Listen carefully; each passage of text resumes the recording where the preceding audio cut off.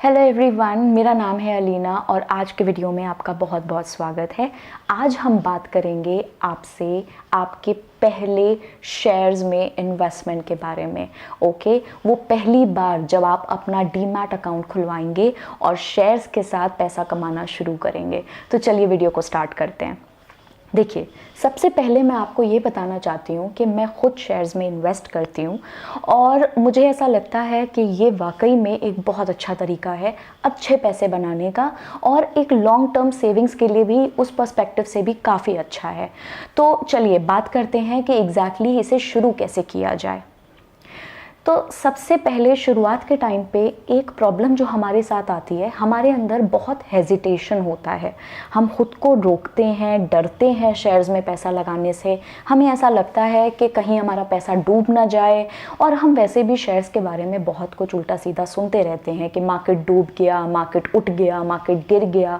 तो ये सारी जो खबरें हमें मिला करती हैं, इससे जो हमारा हेजिटेशन है, जो हमारे अंदर से एक आवाज़ है जो हमें रोकती है, वो और ज़्यादा स्ट्रॉन्ग हो जाती है। बट मैं आपको ये बोलना चाहूँगी कि अगर आप इसी तरह डरते रहेंगे तो आप कभी भी अपने इस फियर को ओवरकम नहीं कर पाएंगे। सबसे अच्छा तरीका ये है कि बस कर दो, इसको स्टार्ट कर दो। ज़रूरी नहीं है कि आप इसमें लाखों रुपए लगाएं। इनफैक्ट मैं तो कहूँगी कि ये बहुत ही गलत डिसीजन होता है कि शुरुआत में ही कोई ज़्यादा पैसा शेयर्स में लगाए। शेयर्स में आपको अगर पैसा लगाना है तो मैं सजेस्ट करूँगी कि प्लीज़ आप कुछ हज़ार रुपए के साथ स्टार्ट करें। ठीक है, जैसे इन माय केस मुझे लगता है 5,000 रुपये के अराउंड अगर आप स्टार्ट करते हैं तो वाकई में अच्छा रहेगा आपके लिए, क्योंकि आपको सीखने का मौका मिलेगा और आपको चीज़ों को समझने का टाइम मिलेगा और ज़्यादा कुछ दांव पे नहीं लगा होगा। देखिए, जब हम पैसा जमा करने की बात करते हैं तो एक बहुत अच्छा ऑप्शन होता है हमारे पास रियल एस्टेट में पैसा लगाने का। मगर एक परेशानी है रियल एस्टेट में। परेशानी ये है कि रियल एस्टेट में ज़्यादातर हमें बहुत बड़ा अमाउंट चाहिए होता है इन्वेस्ट करने के लिए, और आपको पता है कि हर किसी के पास बिगनिंग में अपने करियर के या अपनी लाइफ के, जब आप मिड 30s में होते हो या आप मिड 20s में होते हो, इतना पैसा नहीं होता है हमारे पास कि हम रियल एस्टेट से शुरुआत कर सकें। ऐसे मौके पे मुझे लगता है अगर आप हर महीने अपनी सैलरी में से थोड़ा सा पैसा भी अलग निकाल रहे हैं जो कि आप शेयर्स में लगा रहे हैं, सूनर और लेटर आप इसको सीख जाएंगे और आप एक अच्छा बेस तैयार कर पाएंगे, एक अच्छी सेविंग्स खड़ी कर पाएंगे। तो ये मुझे आपसे कन्वे करना ही है। मैं आज के इस वीडियो में आपको बहुत ही बेसिक बातों के बारे में बताने वाली हूँ, जैसे कि एक डीमैट अकाउंट क्या होता है और आपको एग्जैक्टली अगर शेयर्स में ट्रेड करना हो तो आपको किस किस चीज़ की ज़रूरत है। तो देखिए, सबसे पहले आपको एक डीमैट अकाउंट की ज़रूरत है। ठीक है, डीमैट अकाउंट क्या होता है? ये वो अकाउंट होता है जो आपके शेयर्स का स्टॉक रखता है अंदर। ठीक है, तो आप शेयर खरीदते हो और उसको डीमैट अकाउंट में रखते हो। ठीक है, और एक अकाउंट होता है आपका ट्रेडिंग अकाउंट। ट्रेडिंग अकाउंट आपका किसी ब्रोकर के साथ खुलता है। तो आपने कई सारे ब्रोकर्स वगैरह के नाम सुने होंगे और बड़ी बड़ी फर्म्स भी सुनी होंगी जो स्टॉक ट्रेडिंग करती हैं और जो आपको हेल्प करती हैं कि आप भी ट्रेडर बन सकें। तो ये वाला ट्रेडिंग अकाउंट आप उन ब्रोकर्स के साथ खुलवाते हो या किसी बैंक के साथ भी खुलवाते हो, जैसे ICICI, HDFC, एक्सिस बैंक, ये सब भी ये फैसिलिटी प्रोवाइड करते हैं। तो याद रहे, डीमैट अकाउंट है शेयर्स के स्टॉक को रखने के लिए, और ट्रेडिंग अकाउंट है जहां से आप परचेज और सेल करते हैं। ठीक है, जो कि आप ब्रोकर के साथ खुलवाते हैं। चलिए, तो अब हम बात करते हैं ब्रोकर्स के बारे में। ब्रोकर कितने टाइप के होते हैं और क्या आपके लिए ज़रूरी है किसी ब्रोकर के ऑफिस जाना या नहीं। तो मेरे केस में मैं आपको अगर सच सच बताऊं तो मैंने एप्लीकेशन के थ्रू अपने शेयर्स इन्वेस्ट किए थे पहली बार, और आज तक उसी तरीके से। प्रॉब्लम ये है कि पहली बात तो देखिए, इन लोगों के बड़े शानदार आलीशान ऑफिसेज होते हैं और बड़ी अच्छी अच्छी आपसे बातें करेंगे, आपको बहुत अच्छी सी एक सुनहरी पिक्चर दिखाएंगे ट्रेडिंग को लेके।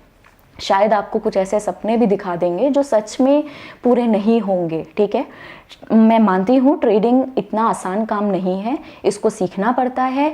शेयर्स में पैसा लगाने में आप कई बार पैसा थोड़ा सा गंवाते भी हो, थोड़ा कमाते भी हो, कई बार गिरते हो, कई बार उठते हो, मगर ये लोग आपको एक फॉल्टी इमेज दिखाते हैं, एक फॉल्स इमेज दिखाते हैं। ठीक है। तो देखिए हमें क्या करना है, एक बहुत आलीशान ऑफिस का, या मतलब हमें वहाँ बैठना थोड़ी है, हमें थोड़ी ना उनके ऑफिस से बैठ के ट्रेनिंग करनी है, उन लोगों ने बैठना है, उन लोगों ने काम करना है वहाँ पे। तो इन सब चीज़ों में बह मत जाइए, उन लोगों को ट्रस्ट इतना आसानी से मत करिए, क्योंकि देखिए ब्रोकर्स का काम ये होता है कि वो आपका पैसा शेयर्स में लगाते हैं और अच्छा खासा कमीशन कमाते हैं बीच में। तो देखिए अगर वो कमीशन कमा रहे हैं तो कहीं ना कहीं आपका ही मुनाफा कम हो रहा है। तो मेरे केस में मैं हमेशा प्रेफर करती हूँ कि मैं एप्लीकेशन के थ्रू ही इन्वेस्ट करूँ। हाँ, कभी कभी फैसला सही होगा और कभी कभी गलत होगा। अब देखिए यहाँ पे भी क्या परेशानी आती है, परेशानी ये आती है कि आप जब नया नया पैसा लगाते हो स्टॉक मार्केट में, तो बाय चांस अगर आपको बिगनिंग में मुनाफा हो गया तो बस आप अपने आप को 30 मार खां समझने लग जाते हो। आपको लगता है कि बस मुझे तो सब आ गया है, एक ओवर कॉन्फिडेंस आ जाता है, कुछ ज़्यादा ही आप उड़ने लग जाते हो जिसे मैं कहूँगी। तो ये एक बहुत भारी गलती साबित हो सकती है, इस एटीट्यूड से आपको बचना है। अगर आप बिगनिंग में कुछ पैसा कमा भी लो तो ये बात याद रखो कि ये लक से हुआ है, अभी आपको ट्रेडिंग आती नहीं है, ये बात याद रखना बहुत ज़रूरी है। दूसरी बात, बाय चांस आपने पैसा लगाया और शुरुआत में ही आपका पैसा डूब गया, तो ऐसे केस में देखिए परेशानी क्या हो सकती है। जैसे कि उस केस में आपका कॉन्फिडेंस एकदम चढ़ गया था, इस केस में आपका कॉन्फिडेंस पूरी तरह नष्ट हो सकता है। आपको ऐसा लग सकता है कि मैं इस जुए के लिए नहीं बना हूँ और ये मेरे बस की बात नहीं है और ये तो भाई कसिनो जैसा है और मुझे इसमें पैसा नहीं लगाना चाहिए। तो ये भी गलत है, क्योंकि देखिए अभी अभी आपने शुरू किया है, हमको अपने आप से इतने जल्दी उम्मीद लगानी भी नहीं चाहिए।